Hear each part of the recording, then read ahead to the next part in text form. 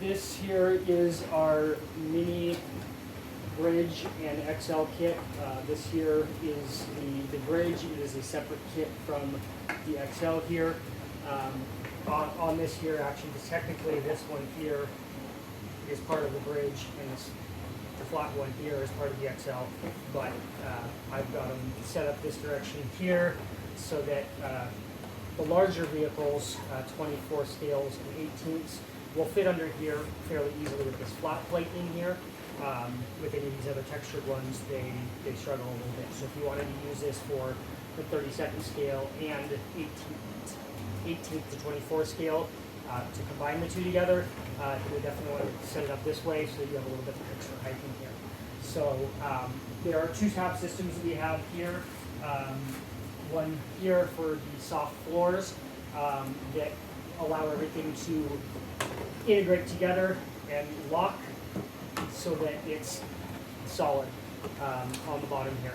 And so they are not necessary if you're on a harder surface, but if you're going to be on carpet or anything like that that's likely to flex around, then you probably want to make sure you're using these soft floor tabs as well as our OG tabs there as well.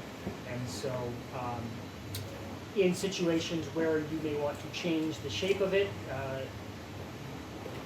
using just the OG tabs is nice. I like to do that for the entrances and exits of the bridge, because that way you can turn these around and make things even more difficult or easier to get up there, or swap that out with a tile that has an easier transition to get onto. So these ones are nice to be able to just leave them in a loose position so you can rotate them around as needed.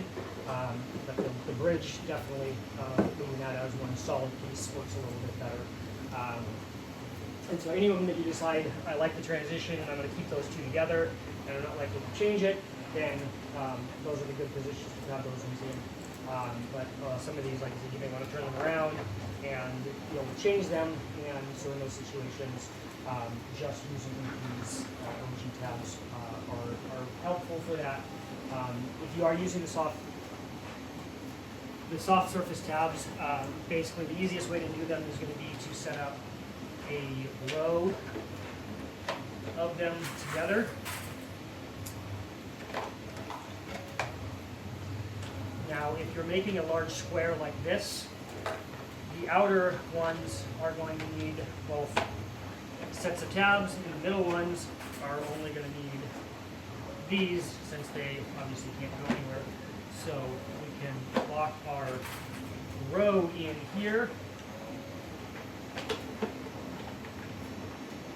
together, and then we can put our tabs in, and then you'll want to make your next row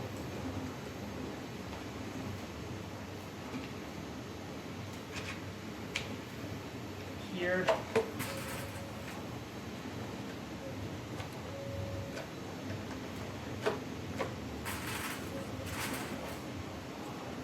And you'll do them in rows of 5s here.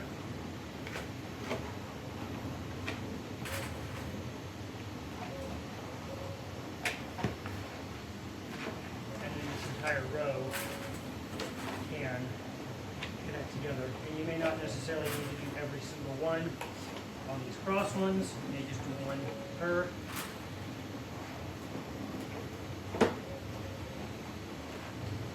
And then these two can slide together here. And like I said, for this, you probably only need to do this outer row with tabs on it.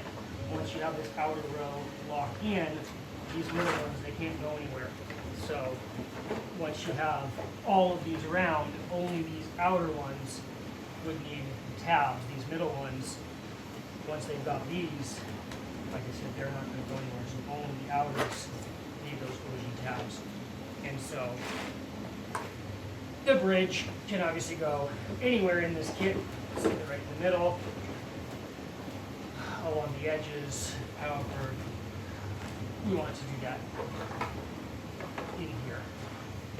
And so like I said, some of these will make you steeper or shallower transitions going up.